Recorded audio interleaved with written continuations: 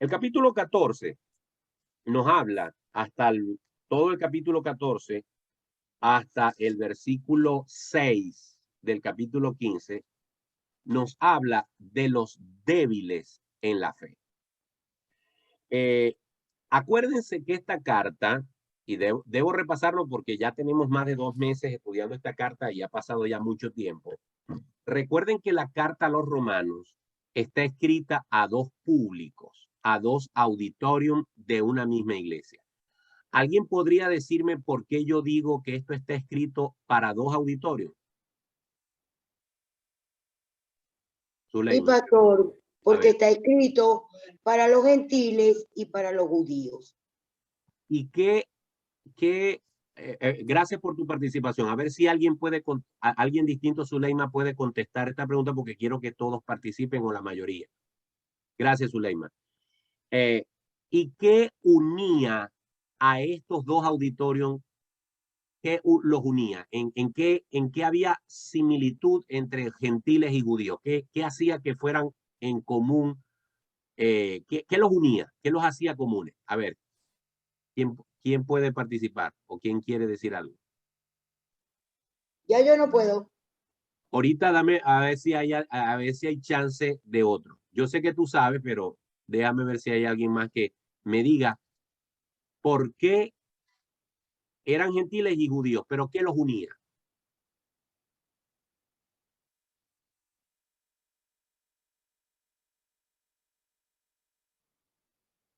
Nada.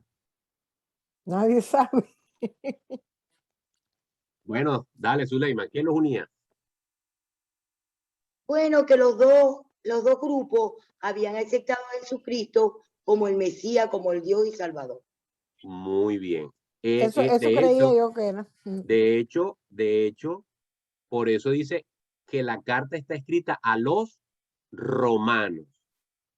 ¿Ok? Eran personas que vivían en Roma. La iglesia estaba en Roma, pero estaba compuesta por 2 pueblos. Gente cristiana, gente creyente de origen gentil, es decir, gente que no era judía, gente que tenía costumbres paganas, gente que venía de pueblos que no eran judíos y se habían convertido al evangelio.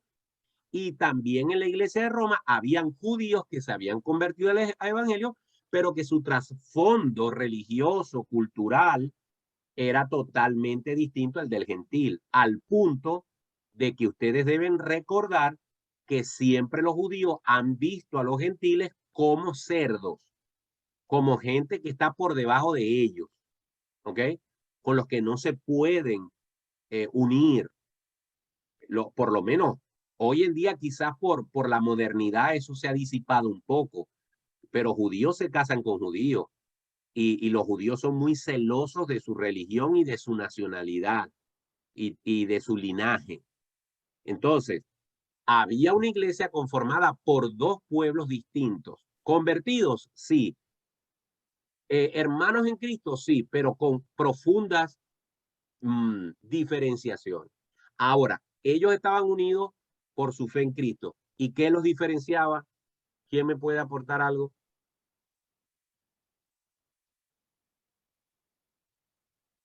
Creo que vamos a tener que estudiar Romanos otra vez. ¿Puedo decirlo, pastor? No. A ver, ¿qué diferenciaba entonces a estos 2 grupos de hermanos?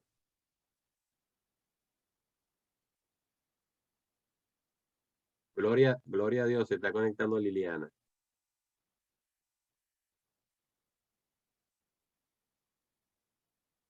Entonces, hermano,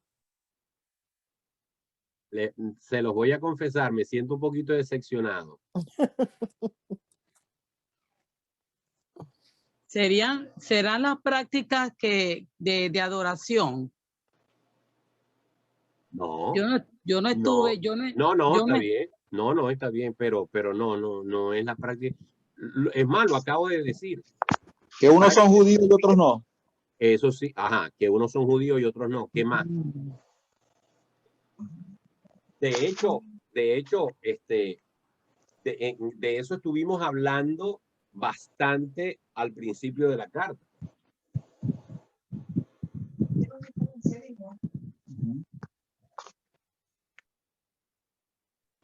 A ver, mientras que ustedes piensan, le voy a pasar un mensaje a una muchacha que se está tratando de conectar.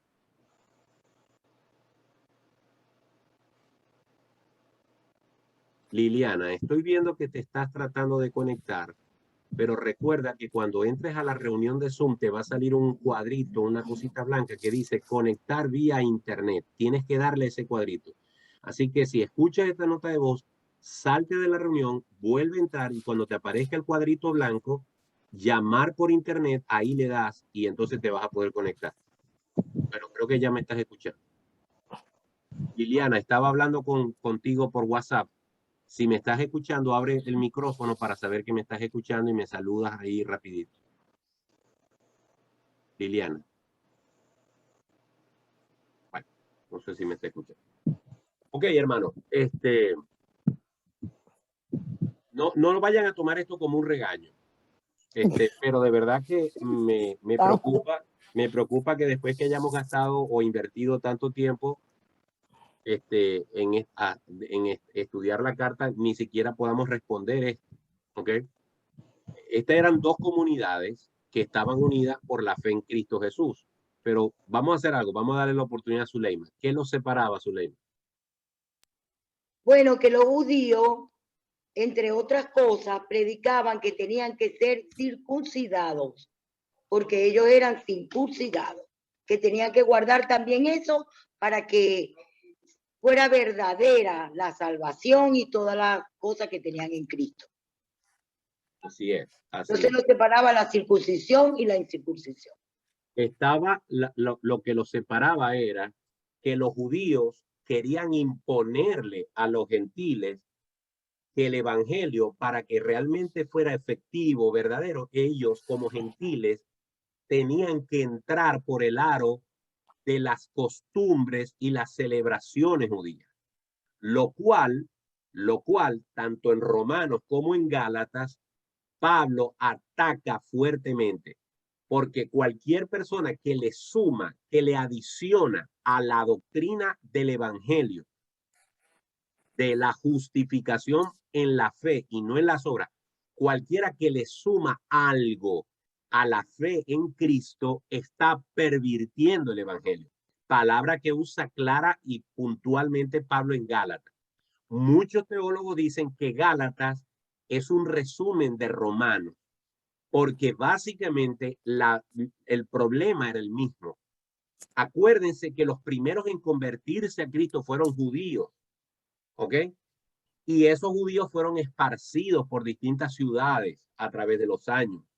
Bueno, estos judíos cristianos querían ser cristianos, querían creer en Cristo, pero querían también seguir practicando la ley judía, confiaban en el cumplimiento de la ley como una forma de ser justificados delante de Dios, y Pablo se cansa de decir en Romanos que no es por la ley, sino por la fe, que no es por las obras, sino que es por la fe.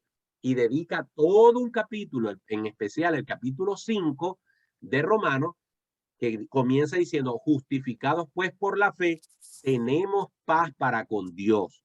¿Ok? Entonces, es importante, hermanos, tener esto claro, porque si no tenemos esto claro, entonces no vamos a entender para qué fue escrito Romanos. Yo se los dije al principio del estudio bíblico de esta carta.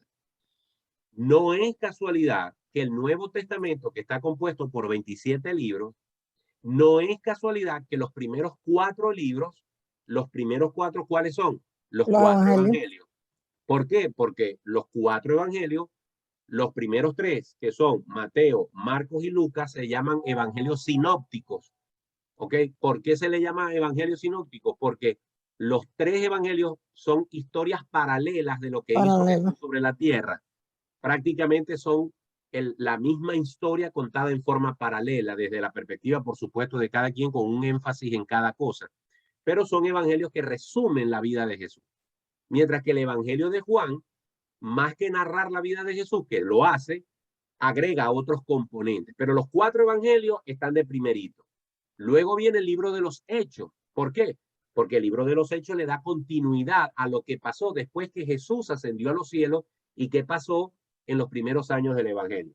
Pero no es casualidad que después que termina el libro de los Hechos, inmediatamente los que organizaron el canon judío metieron Romanos. ¿Por qué?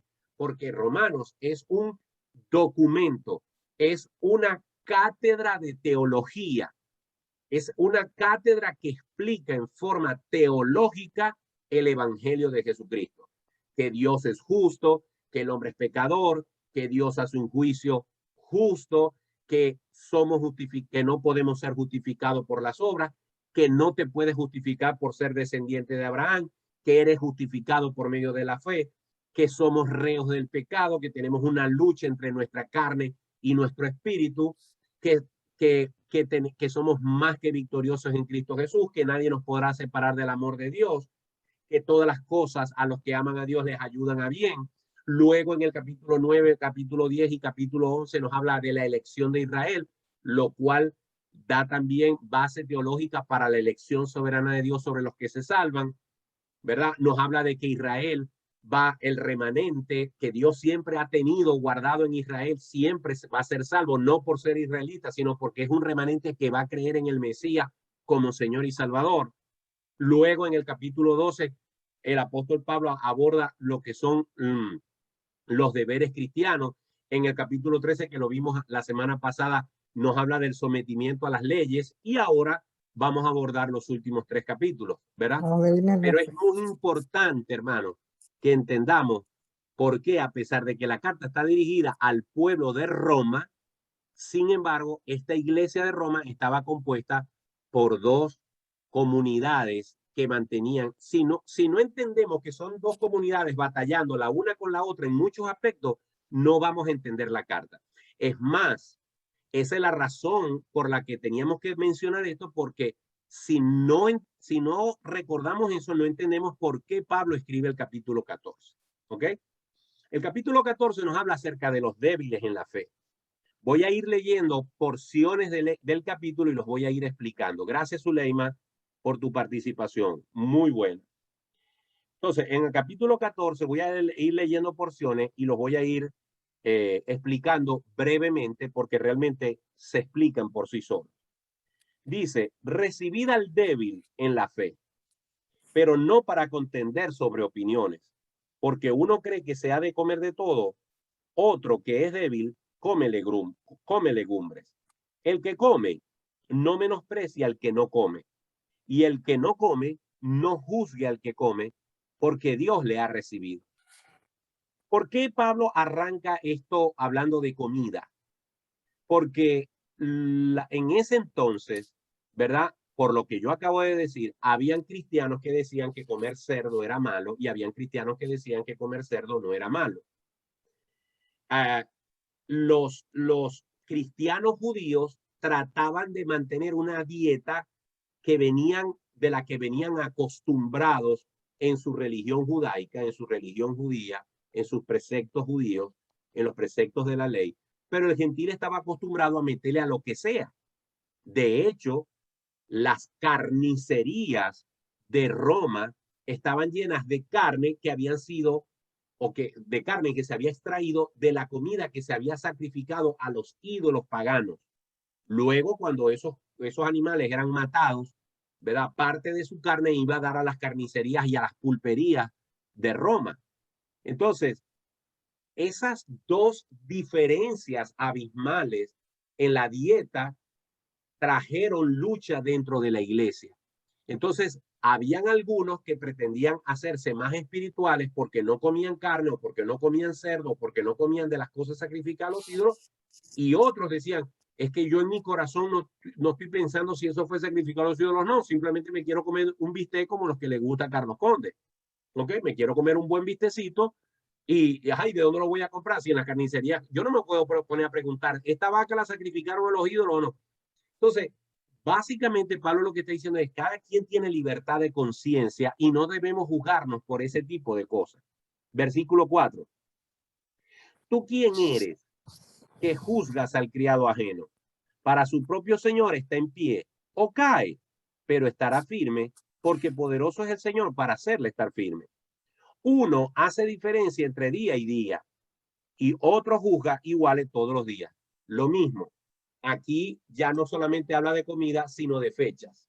El judío pensaba que siendo cristiano, aún así, tenía que guardar el sábado. Otros gentiles pensaban que había que guardar el domingo. Esta lucha no es de ahora entre adventistas y evangélicos. Esta lucha es ancestral desde los primeros días de la iglesia. Y Pablo está diciendo, mira, el que quiera reunirse un sábado, que se reúne un sábado, el que se quiera reunir un domingo, se reúne un domingo, pero no juzgues tú la fe del otro hermano por ese tipo de discusiones que, según Pablo, son secundarias. El final del versículo 5 dice, cada uno esté plenamente convencido en su propia mente. El que hace caso del día, lo hace para el Señor. Y el que no hace caso del día, para el Señor no lo hace. El que come, para el Señor come, porque da gracias a Dios. Y el que no come, para el Señor no come y da gracias a Dios. En conclusión, en aquellas cosas en las que la Biblia, el Evangelio, no traza una línea de obediencia, cada cristiano puede acogerse a la posición que más le conviene. No sé si me explico. Yo conozco de iglesias evangélicas que se reúnen los sábados y otras se reúnen los domingos. Pero pareciera que el adventista que se reúne el sábado considera que los evangélicos que se reúnen el domingo son del diablo. Y algunos evangélicos que se reúnen los domingos saben de una iglesia evangélica que se reúne un sábado y consideran que son heréticos porque el día del Señor es el domingo.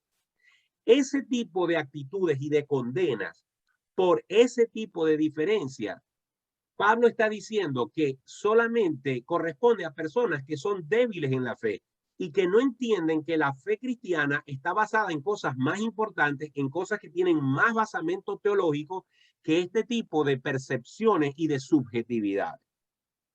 Versículo 7.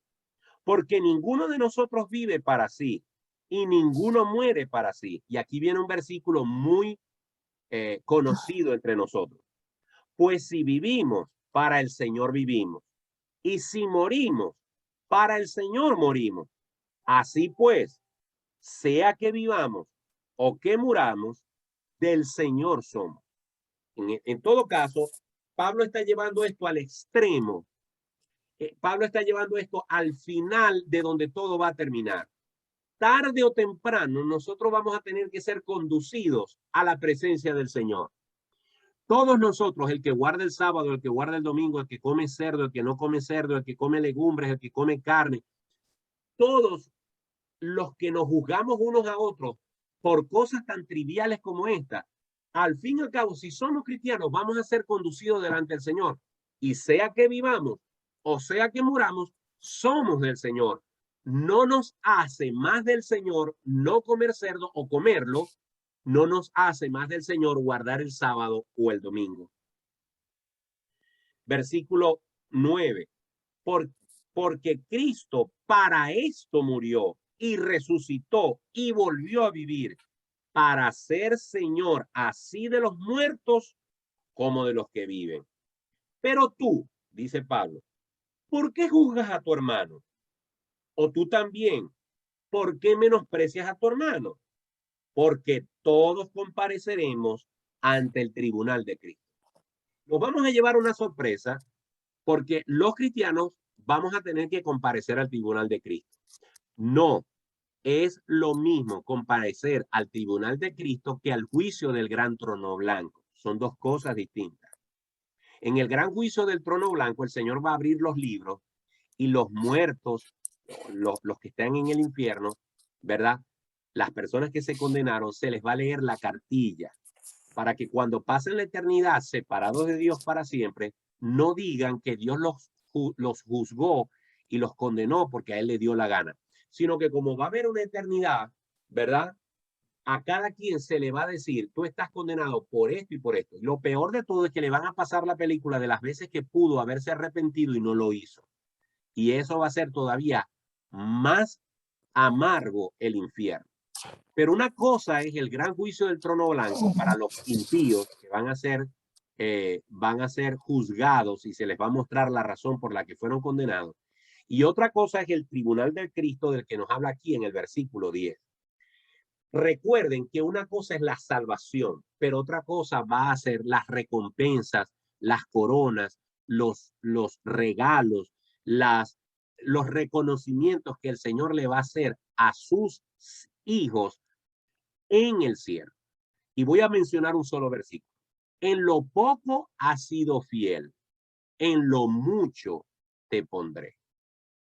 Es decir, que hay personas que aunque van a ser salvos, aunque van a estar la eternidad con Cristo, sin embargo, el Señor les va a recompensar en esa eternidad, en esa salvación que está garantizada en el sacrificio de Cristo. Sin embargo, en esa nueva vida eterna, el Señor les va a recompensar conforme a la fidelidad que tuvieron en Cristo, no para creer en Cristo como Salvador, porque ya están en el cielo por haber creído, sino en la forma que sirvieron y en la forma que ejecutaron sus dones. Recuerden que en la parábola de los talentos, el que usó los talentos de mejor manera recibió más que el que lo usó intermedio. Incluso el que escondió el talento dice que fue echado afuera, donde será el llorar y el crujir de dientes.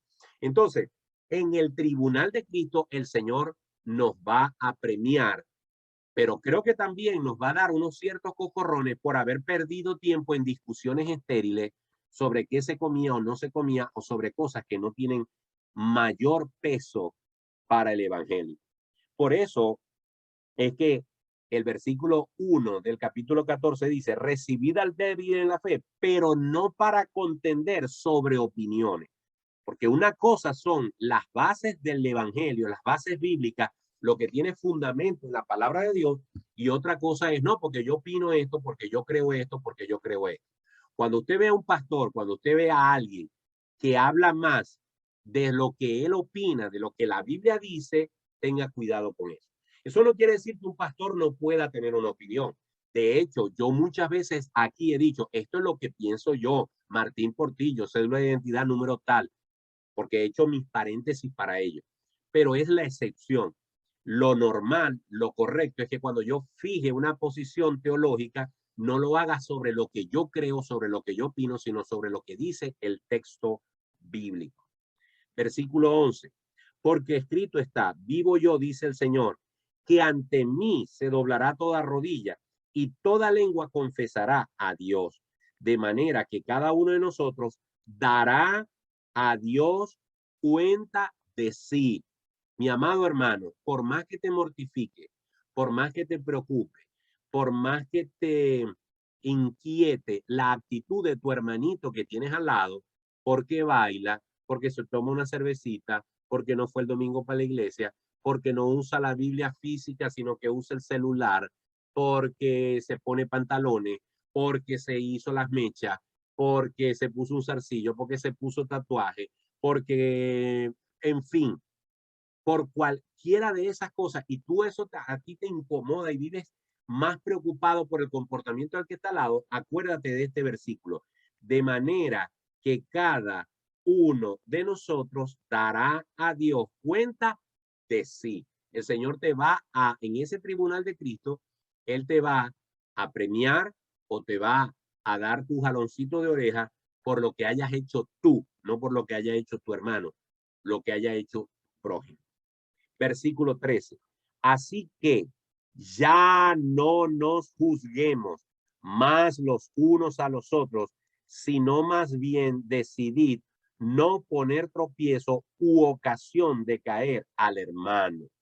Yo sé y confío en el Señor Jesús que nada es inmundo en sí mismo, mas para el que piensa que algo es inmundo, para él lo es.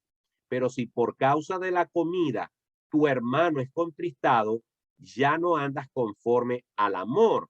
No hagas que por la comida tuya se pierda aquel por quien Cristo murió. Aquí ahora Pablo dice, bueno, está bien que no nos juzguemos los unos a los otros.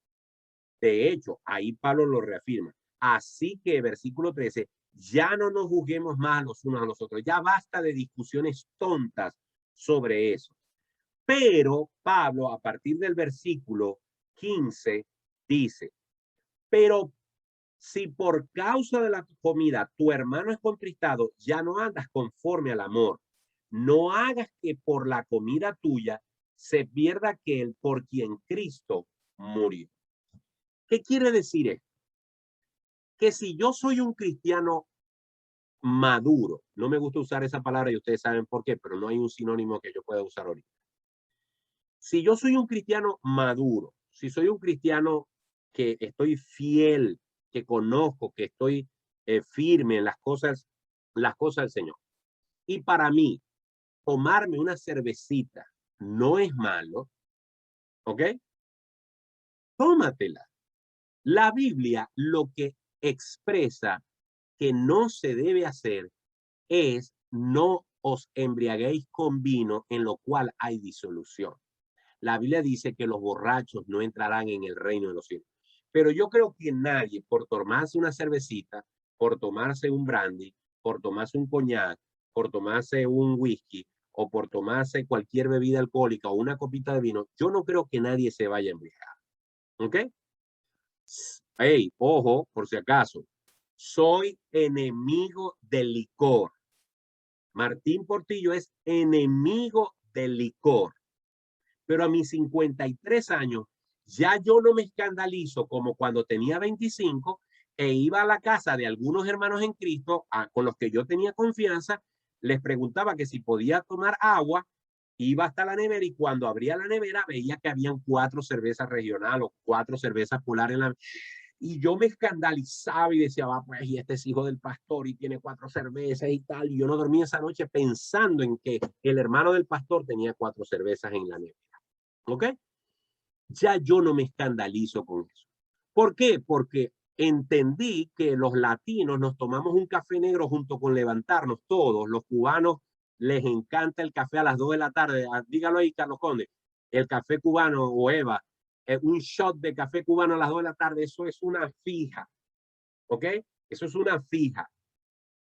Pero resulta que para un alemán el café es como que si te vieran, como que si nosotros viéramos a alguien fumando cocaína. Porque para ellos el café es una cosa aberrante y para otros hermanos en Cristo en distintas latitudes. Pero para un pastor alemán, llegar el domingo del culto y acalorado y sentarse en la sala de su casa con una barra de cerveza fría, para él no es malo, porque para el alemán tomarse una cerveza como para nosotros tomarnos una Coca-Cola, una malta. Carlos Conde, a ver. Yo tengo un concepto sobre eso que usted está hablando, que es el siguiente. Yo creo que todo, absolutamente todo, de lo cual nosotros no tengamos control y se nos escape a nuestro control, nos es pecado. Ya sea el juego, ya sea la bebida, ya sea lo que sea. Algo que nosotros no podamos controlar y que tengamos que hacerlo porque no podemos controlarlo, creo que cualquier cosa que sea es pecado. Ok, a eso voy. A mí me gusta un día, una vez cada 3 meses quizás lo hago, tomarme en el almuerzo una cerveza fría. O un día una copa de vino si me voy a tomar un steak. Pero hasta ahí yo puedo controlar eso.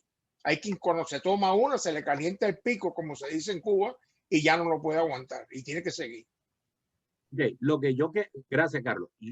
Me sirve lo que dijo Carlos para verle las dos caras a la moneda. Número 1, puse el ejemplo del licor porque es el más común dentro de nuestra manera de pensar hispana, latina. Para el evangélico hispano, la bebida es pecado, así sea un sorbito de cerveza o una copita de vino. Yo me he dado cuenta que aquí en los Estados Unidos, en particular en la Iglesia Estrella de Belén, en la que yo me congrego, los hermanos tienen un concepto del vino fermentado, como algo que es igual a tomarse un vaso de whisky, por ejemplo. Es decir, la concepción del licor en muchas denominaciones y grupos evangélicos no es tolerada bajo ninguna cantidad ni ningún tipo. El que hace eso es un pecador, pero como si tuviera fornicando, como si tuviera adulterando. Pero cuando traspolamos eso a otra cultura donde también hay evangélicos, resulta que para ellos tomarse una cerveza o un whisky no representa nada, que es lo que está diciendo Carlos. Martín Portillo es enemigo del licor. De las pocas veces que yo tomo algo de licor, en diciembre puede ser que me tome un vinito o que si voy a un matrimonio me da una champán y tomo un champán que creo que tiene un grado de alcohol. Pero de resto, a mí ni me pasa por la cabeza tomarme algo que tenga alcohol. De hecho, trabajé en el año, del año 92 al año 96, yo trabajé en cervecería regional, una cervecería muy conocida en Venezuela, donde fabricaban malta y cerveza, y yo jamás probé la cerveza. Incluso mi jefe me montó una emboscada con el presidente de regional en una reunión, en una fiesta que hubo en la compañía, y mi jefe me llama donde está el presidente de la compañía, los dos con una botella de cerveza en la mano, que es el producto de la empresa. Yo trabajaba en el área de informática, y mi jefe, delante del jefe regional, me espera con otra cerveza en la mano y me dice: Portillo, mira, no me puedes decir ahora que no, porque ya yo varias veces jugando me ofrecí una cerveza. No me puedes decir ahora que no. Estoy aquí frente al presidente Elí, no me acuerdo el apellido, Elí fulano, ¿ok? Tómate la cervecita, identifícate con la empresa. Y yo mirando al jefe le dije: mire, yo no tomo, no me gusta. Y si hablamos de productos, a mí me encanta la malta regional que no tiene alcohol, pero yo bebidas alcohólicas no tomo. Y el presidente le se echó a reír y no me dijo nada. O sea, lo que quiero decirles con esto es que yo no tengo ninguna relación ni simpatía por el alcohol, la detesto. Pero aprendí con los años a no juzgar a mi hermano porque se tome una cervecita. Aprendí a no juzgar a mi hermano porque tome o porque haga alguna cosa con la que yo no estoy de acuerdo. Me llamaron en estos días para preguntarme sobre los tatuajes. Pastor, ¿qué opina usted de los tatuajes? ¿Verdad que los tatuajes son del diablo? Yo le dije: mira, si me lo hubieras preguntado hace 25 años, te hubiera dicho que sí. De hecho, soy enemigo de los tatuajes. Me producen repulsión, me producen indignación. No entiendo por qué alguien, así sea muy chiquito o muy grande, puede sentarse en una mesa a que lo puyen y lo puyen para dejarse una marca de X cosa en el cuerpo. No lo entiendo, ni estoy de acuerdo. Pero hace 25 años yo predicaba en contra de eso. Hoy en día, cuando conozco personas cristianas que cuando eran inconversas se tatuaron del cuello para abajo y ahora son más cristianas que muchos otros cristianos que no están tatuados, yo me cuido de hablar en contra de los tatuajes porque no quiero entristecer a ese hermano que quizás quisiera quitarse todos los tatuajes, pero ya no lo puede hacer porque cuando se tatuó no conocía a Cristo. En mi iglesia hay una persona en especial a quien yo aprecio mucho que está tatuado de aquí para abajo. Carlos debe saber de quién estoy hablando. Y ese joven da testimonio de ser un hombre de Dios, un muchacho cristiano, un muchacho que va a la iglesia, su familia, sus hijos van a la iglesia. Pero está tatuado, no sé qué opinará él hoy en día de los tatuajes, pero yo me cuidaría de hablar de eso porque no quiero entristecer a ese hermano, porque cuando él hizo eso, que no se lo puede quitar, quizás él no pensaba que estaba haciendo algo mal. Conclusión: no debemos discutir sobre este tipo de cosas a menos que la Biblia enseñe claramente algo sobre eso. ¿Debemos estar en desacuerdo con la embriaguez? Sí, porque la Biblia dice que no debemos embriagarnos. ¿Debemos estar en contra de la glotonería? Sí, y yo se los he dicho aquí. Yo reconozco que si no me hubiera operado todavía estaría enlodado en el pecado de la glotonería. Y lo peor es que no lo podía ocultar porque tenía 100 y pico de kilos encima. Esa era mi lucha, esa era mi batalla. Y por eso mi llanto y por eso mi oración y mi clamor a Dios para que me ayudara con eso. Gloria a Dios que me proveyó de una forma forzada para salir de esa circunstancia, de esa atadura con la que yo ya no hallaba cómo manejarla. ¿Ok? Pero estaba mal hecho y vivía vivía avergonzado. Una de las razones por las que me avergonzaba predicar en un púlpito era por ver aquella humanidad hablando de Cristo y hablando de la Biblia, pero no podía controlar mi cuerpo. Y había una contradicción y Dios sabía que yo me sentía mal por eso. ¿Ok? Eso estaba mal. ¿Ok? Ahora, Pero el versículo 15, la otra parte que quiero explicar es esta. Pero si por causa de la comida tu hermano es contristado, ya no andas conforme al amor de Dios. La otra cara de la moneda es esta.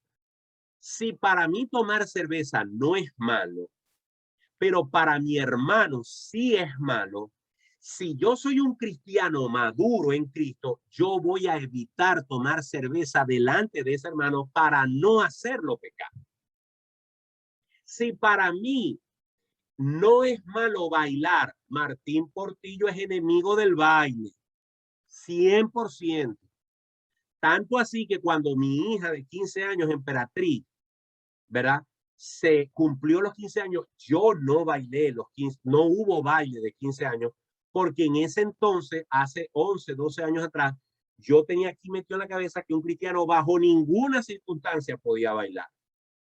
Años después que me di cuenta que eso laceró el corazón de mi hija y de mi esposa, que las hirió, porque a ella no les parecía que por un ratico yo diera una vueltecita con Emperatriz bailando un vals, pero a mí me parecía una cosa horrorosa, como que si estuviera bailando reggaetón. Hoy en día daría lo que fuera por devolver el tiempo y darme cuenta que yo le hice un daño a mi hija mayor que el supuesto mal que evité cuando no bailé con ella. Tanto así que cuando ella se casó, tuve unos pequeños pasos por primera vez y única vez en mi vida. Bueno, puede ser que si estoy vivo para cuando Antonella cumpla los 15 años, ahí sí bailé con ella un balsito. Pero lo que les quiero decir es que yo soy enemigo del baile. Pero lo que he entendido es que si un hermano echa un baile, a pesar de que yo soy enemigo, yo no lo voy a condenar y a mandar al infierno por eso, aunque esté en desacuerdo con él. Pero lo otro que he entendido es que si yo sé que algo que yo hago, que para mí no es malo, pero para el otro hermano sí es malo, yo no lo debo hacer delante de él para no causarle tropiezo. Y eso es lo que Pablo está hablando aquí. No discutamos por cosas estériles, pero también guardémonos de hacer caer al hermano que lamentablemente es débil en eso. Tómate tu cervecita donde nadie te vea y donde nadie vaya a caer en tentación de condenarte cuando realmente no debería de hacerlo, pero lo estás llevando a eso porque sabes que es débil en la fe y sin embargo lo haces delante de él. Por amor a Cristo, por amor a tu hermano, evita ese tipo de circunstancias. Es lo que dice el versículo 15. Versículo 16. No sea pues vituperado vuestro bien, porque el reino de Dios no es comida ni bebida, sino justicia, paz y gozo en el Espíritu Santo. Ya te voy a dar un chance ahí. Porque el que en esto sirve a Cristo agrada a Dios y es aprobado por los hombres. Así que sigamos lo que contribuye a la paz y a la mutua edificación. Es decir, trata de hacer estas cosas porque eso contribuye a la paz entre los cristianos y a que nos edifiquemos los unos a los otros. Adelante, Thais.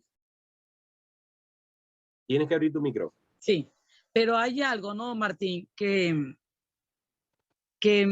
yo misma me he dado cuenta de esto. Yo también le doy gracias a Dios porque Dios trató también conmigo cuando alguien bebía una cerveza, si alguien bailaba.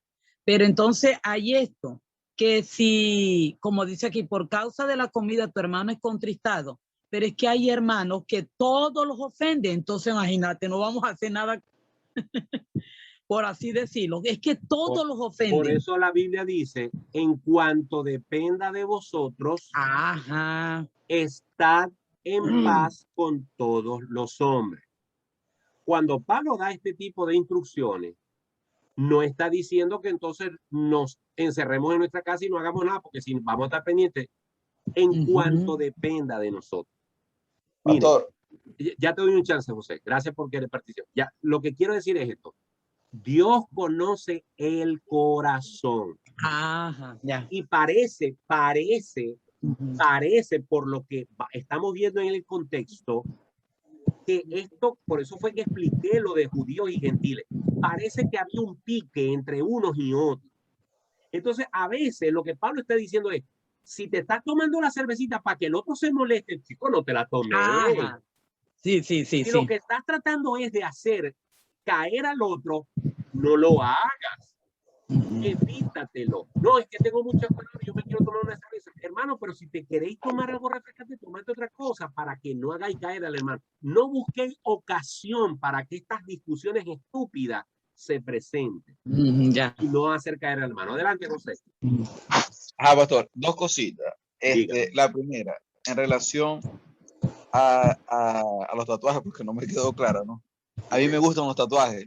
Okay. Me gustan. Es más, me quiero hacer un tatuaje. Yo no tengo tatuajes en mi cuerpo, pero me gustan bastante y me quiero hacer un tatuaje. Okay. Obviamente no es un tatuaje que satánico, ni mucho menos. Okay. Me quiero hacer un tatuaje. Y lo otro es que yo a veces veo, por lo menos mi mamá es una persona que es extremadamente, o sea, para mí la palabra nobleza significa mi mamá, pues. Una persona muy noble y muy pura, y de verdad que me encanta que Dios me haya dado una madre así. Ella, a ella le encanta mucho la música romántica, pues, o sea, se identifica mucho con la música romántica. Pero entonces yo veo que ella a veces la escucha y de repente está como, mal, porque no, que esa música, porque pero le gusta, entonces cae en esa confrontación, ¿no?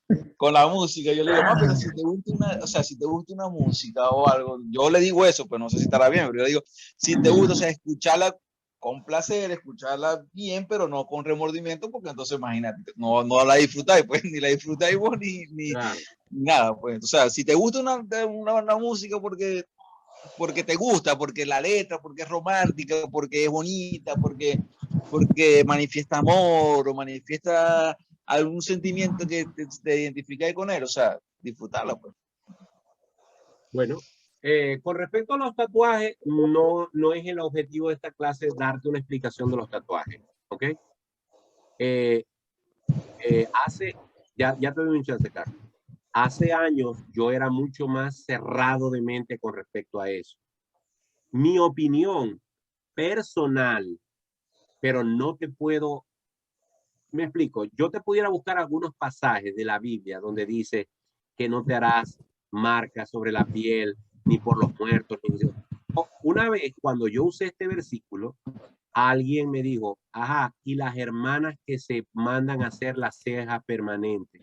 Ajá. Y yo quedé fly. No porque en mi familia haya alguien no porque en mi familia haya alguien que se haya hecho la ceja permanente, ¿ok? Pero sé de hermanas en Cristo que no puedo juzgar su salvación porque se hicieron las cejas permanentes, ¿ok? Y eso es un tatuaje. Tampoco puedo entrar ahorita a discutir eso porque de verdad que no recuerdo el contexto histórico y bíblico, pero también el Señor manda a escribir sobre la frente y sobre cierta parte la palabra de Dios y algunas cosas que te recuerden la palabra de Dios, y algunos ven eso como una especie de tatuaje. Entonces, realmente yo no tengo ningún aprecio por los tatuajes. Me parecen horrorosos. No importa de qué se trate, ¿ok? No importa. Pero si a ti te gustan los tatuajes y te quieres hacer un tatuaje, aunque mi recomendación sería que no lo hagas, yo, Martín Portillo, no te va a juzgar porque te lo hagas. Porque si José Figueroa está seguro de su salvación en Cristo Jesús, para mí eso es más que suficiente para llamarte mi hermano en Cristo. Y mientras que no estés en algún error teológico que yo pueda demostrarte con la Biblia fehacientemente, yo no voy a condenarte por eso, ni voy a considerarte un impío porque te hiciste un tatuaje. ¿Ok? Carlos, déjame terminar la idea y te doy el chance, no te he olvidado. Con respecto a la música, les voy a confesar algo. A mí me encanta la música secular, pero la escojo con pinza. Por ejemplo, a mí me encanta, soy un fanático de un cantante de salsa que se llama Rubén Blades. Rubén Blades tiene una canción que se llama Amor y Control, que no tiene nada que pedirle a una canción cristiana. Los invito a que la escuchen cuando puedan, ¿ok? No tiene nada que pedirle a una canción cristiana, Amor y Control, pero tiene una canción que habla de María Leonza, ¿ok? O de Yemayé o de Yemayá. Entonces, cuando yo pongo a Rubén Blades y viene Amor y Control, Adán García, El Cilindro, Buscando América, Pedro Navaja y ese tipo de cosas, yo las escucho, pero cuando vienen esas canciones que son odas a cosas que no estoy de acuerdo y que son para mí diabólicas, satánicas, etcétera, yo las evito. Yo soy open mind con eso y lo estoy compartiendo aquí con ustedes porque ustedes son mis hermanos en la fe y espero que ustedes no me juzguen por eso. Ustedes dirán, va, pues el pastor escucha a Rubén Blades, ¿no? Y a Luis Miguel, me gusta Luis Miguel y me gusta, en fin, ¿ok? Pero si yo monto un hermano en la fe en mi carro, yo no voy a poner a Rubén Blades, yo no voy a poner a Luis Miguel, porque yo no sé si el hermano a eso lo va a ofender. Entonces yo, no por hipocresía, porque yo también tengo en mi Spotify, yo también tengo a Marco Witt y tengo a Lily Goodman y tengo himnos evangélicos. Yo pongo un himno, no para que él crea que yo soy espiritual, sino para no hacerlo caer. ¿Me entienden la idea?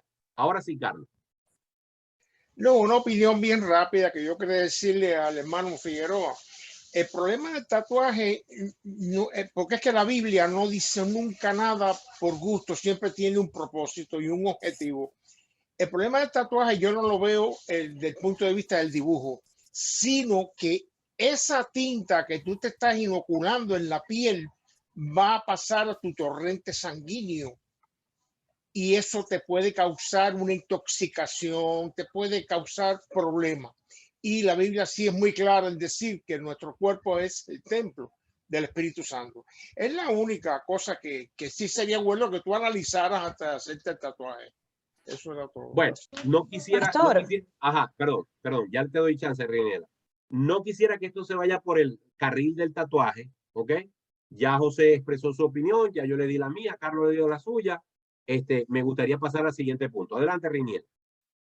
Pastor, un versículo que a mí me ha ayudado mucho a tomar cierta decisión en cuando las cosas son como medio grises, ¿no? Que no son ni blancas ni negras, que uno no sabe qué decisiones tomar con respecto a si es de Dios, si no es de Dios, si a Dios le agrada, si no es de Dios le agrada. El pastor David Lex una vez me dio este versículo para una situación puntual que yo le planteé, y es el de que todo me es lícito, más no todo me conviene. Entonces, ese versículo yo siempre lo pongo como a la luz cuando es algo que me puede gustar mucho y que quizás no es malo, pero realmente me conviene a mí, le conviene a los que están a mi alrededor. Y es un versículo que me ha ayudado mucho a darle como ese matiz a esos grises que a veces no sabemos, como por ejemplo lo que están diciendo los tatuajes, la música, todas esas cosas, pues. Sí, por ejemplo, si José se hace ese tatuaje, de pronto él se va a sentir alegre cada vez que él se lo vea. Ay, qué bonito me quedó y tal. Y quizás alguna muchacha o alguna amiga o algún amigo le dice, hey, chamo, tremendo tatuaje. Pero puede ser que si él mañana va a la iglesia y sobre todo porque él todavía no se lo ha hecho, ¿verdad? Y un cristiano sabe que él se hizo un tatuaje y ese cristiano opina o un grupo de cristianos opina que los tatuajes no son buenos y que los cristianos no se deben tatuar, de pronto va a ser una causa de tropiezo. Por eso es que yo con los años he aprendido, como les dije, a dejar eso, como lo acaba de decir Reinela muy bien y basado en la Biblia, a pensar y sobre todo, José, con esto cierro el tema. Si de verdad te quieres tatuar, tú dile y ora al Señor, le dice, Señor, yo me quiero tatuar, pero no estoy seguro de hacerlo. Indícame, muéstrame, pon en mi corazón el deseo de seguirlo haciendo o quítalo y dame paz con respecto a eso. Porque hay veces que, como dice Reinela y dice la Biblia, todo me es lícito. Claro, cuando la Biblia dice todo me es lícito, tenemos que ser inteligentes. No podemos decir fornicar me es lícito porque la Biblia dice que todo me es lícito, porque la Biblia dice claramente que no debemos fornicar. No podemos decir que como todo me es lícito, puedo robar, porque la Biblia dice que no debemos robar. Cuando dice la Biblia, todo me es lícito, es que dentro del contexto de lo que no está juzgado por la Biblia, Correcto, lo que no está enmarcado dentro de lo que la palabra de Dios dice, donde hay libertad de opinión, yo tengo la libertad de hacer lo que yo quiera, pero me conviene. Ayuda a eso en mi testimonio personal, va a edificar a otros. Ahí es donde yo debo pensar en los demás, pensar en mi testimonio, y a veces, aunque mi carne quiera hacer algo, evitar que el otro hermano se ofenda y que el otro hermano tropiece. ¿Ok? Aclarado el punto, sigo adelante porque nos quedamos un rato aquí en este punto. Entonces, versículo 19 dice, versículo 20, perdón, no destruyas la obra de Dios por causa de la comida. Es decir, no rebajes el evangelio a discusiones tan estériles como de la comida. Todas las cosas, la verdad, son limpias, pero es malo que el hombre haga tropezar a otros con lo que come, lo que yo acabo de explicar. ¿Ok? O sea, no hay rollo con la comida, pero si vas a hacer a alguien tropezar con eso, es mejor que no lo coma, por lo menos delante de esa persona, para que no lo hagas pecar. Versículo 21. Bueno es no comer carne ni beber vino. Fíjense lo que dice Pablo. Bueno es no comer carne ni beber vino. Fíjense esto. Voy a detenerme aquí. Bueno, voy a terminar el versículo para leerlo completo. Bueno es no comer carne ni beber vino, ni nada en que tu hermano tropiece o se ofenda o se debilite. Miren, cuando Pablo dice bueno es no comer carne, ¿verdad? Todavía no existían los exámenes de sangre del ácido úrico, que por cierto dijo Carlos Conde que hoy le iba a subir el ácido úrico por el bistec que se iba a comer. Vamos a estar claro, la carne es sabrosa, pero en líneas generales la carne no es buena para el cuerpo, sobre todo cuando se come en exceso. ¿Por qué? Porque la carne cuesta digerirla, porque está mucho tiempo en los intestinos, porque aumenta el colesterol, aumenta el ácido úrico, etcétera, etcétera, etcétera. O sea, la carne no es como comer legumbres. La carne tiene su aporte perjudicial, aunque qué sabroso, es un buen churrasco, ¿verdad? Pero recuerden que la Coca-Cola fría también es riquísima. ¿Qué más sabroso en medio del calor que un vaso de Coca-Cola con hielo, con las espumitas así saliendo? Eso es sabroso, pero todos sabemos que la Coca-Cola es azúcar, solo que no la sientes porque le echaron ácido fosfórico para que te dé un sabor de efervescencia, ¿verdad? En realidad, las cosas buenas de la vida, las cosas buenas, las que saben sabroso, al final son perjudiciales, son malas. ¿Qué escogió Daniel comer cuando fue llevado cautivo a Nabucodonosor? ¿Qué escogió allá a Babilonia? Escogió comer frutas y legumbres, y el carcelero se preocupó porque dijo, pero es que si comes puras legumbres y hortalizas vas a ponerte flaco, raquítico. No, no te preocupes, que el Señor va a hacer algo bueno, porque para la gente estar gordo en esa época era algo bueno y estar flaquito era símbolo de debilidad. Pero vamos a estar claro, comer legumbres y verduras sería lo ideal. Y eso de ni beber vino tampoco es bueno. Claro que no, por lo que dijo ahorita Carlos. Un buen vino después de comer es un excelente digestivo. El problema es cuando le cogemos el gusto al vinito y no lo usamos de digestivo, sino de palo y palo y palo, y mantenemos 6 botellas de vino, de cerveza o de whisky porque ya necesitamos el alcohol en nuestra vena. Entonces, en ese sentido, no, los excesos son malos. Por eso dice Pablo aquí, bueno es no comer carne ni beber vino, tampoco nada en que tu hermano tropiece o se ofenda o se debilite. Esto lo que hace es reforzar lo que he venido diciendo en los últimos versículos. Si algo que tú vas a hacer que para ti no es malo, que tú te sabes controlar, como decía Carlos Conde, si para ti eso no es malo, perfecto, pero si sabes que eso va a hacer caer a tu hermano, no lo hagas delante de él. Versículo 22, ¿tienes tu fe? Tenla para contigo delante de Dios. Bienaventurado el que no se condena a sí mismo en lo que aprueba. Pero el que duda sobre lo que come es condenado. Ojo, esta condenación no tiene nada que ver con la condenación eterna, sino que tiene que ver con algo que está haciendo mal. Y es condenado quiere decir que se le puede tachar lo que está haciendo. Pero el que duda sobre lo que come es condenado porque no lo hace con fe, y todo lo que no proviene de fe es pecado. Así que los que somos fuertes debemos soportar las flaquezas de los débiles y no agradarnos a nosotros mismos. En otras palabras, a mí me importa un comino que ahí esté el pastor, yo voy a bailar. Ahí, a mí me importa un comino que ahí esté la hermanita fulana que cree que beber cerveza es malo. Yo me voy a tomar una cervecita porque yo quiero gozarme con mi cervecita. O hacer cualquier cosa que yo sé que a un hermano le va a causar molestia. Si yo puedo evitarlo, debo hacerlo.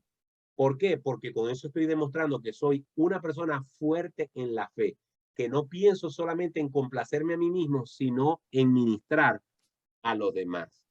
Cada uno de nosotros agrade a su prójimo en lo que es bueno para edificación, porque ni aun Cristo se agradó a sí mismo. Antes bien, como está escrito, los vituperios de los que te vituperaban cayeron sobre mí. Es decir, aún Jesús escogió sufrir la cruz y los vituperios de un pueblo que se suponía debió haberlo aplaudido y amado, y sin embargo dijeron, crucifícale, crucifícale, crucifícale. Si Cristo, sabiendo que su propio pueblo iba a hacer eso, pero el beneficio de eso era que el hombre podía ser salvo por medio de su sacrificio, aún Jesús estuvo dispuesto a padecer para que otros fueran beneficiados. Versículo 4. Porque las cosas que se escribieron antes para nuestras enseñanzas se escribieron a fin de que por la paciencia y la consolación de las escrituras tengamos esperanza. Pero el Dios de la paciencia y de la consolación os dé entre vosotros un mismo sentir según Cristo Jesús. ¿Por qué dice os dé entre vosotros un mismo sentir? Porque no lo había. No había un mismo sentir. Y es lo que Pablo está atacando aquí. Habían hermanos judíos y gentiles que cada quien jalaba para lo que ellos consideraban que era lo correcto. Habían hermanos fuertes en la fe y otros débiles en la fe. Unos juzgaban a otros en la comida o en el día que se guardaba o no se guardaba. Había división. Había separación dentro de la misma iglesia. Y la exhortación del versículo 5 es, haya entre vosotros un mismo sentir. Por cierto, esta expresión la usa Pablo en Filipenses capítulo 2, versículo 5. Haya pues en vosotros este sentir que hubo también en Cristo Jesús. ¿Por qué? Porque a veces dentro del cuerpo de Cristo, aunque decimos creer en Cristo y aunque decimos tener la misma fe en Cristo, sin embargo, pareciera que tenemos muchos roces en otros aspectos y Pablo lo que está diciendo es que tengamos un mismo sentir en Cristo Jesús. Versículo 6. Para que unánimes a una voz glorifiquéis al Dios y Padre de nuestro Señor Jesucristo. En otras palabras, no pierdan el tiempo en soquetada, no pierdan el tiempo en juzgarse el uno al otro, no pierdan el tiempo en tentar al hermano, en hacerlo caer. Sean de un mismo sentir y dediquen tiempo a glorificar el nombre de Dios para que por medio de vuestra vida los hombres inconversos también puedan glorificar a Dios por al verlos a ustedes que se aman los unos a los otros.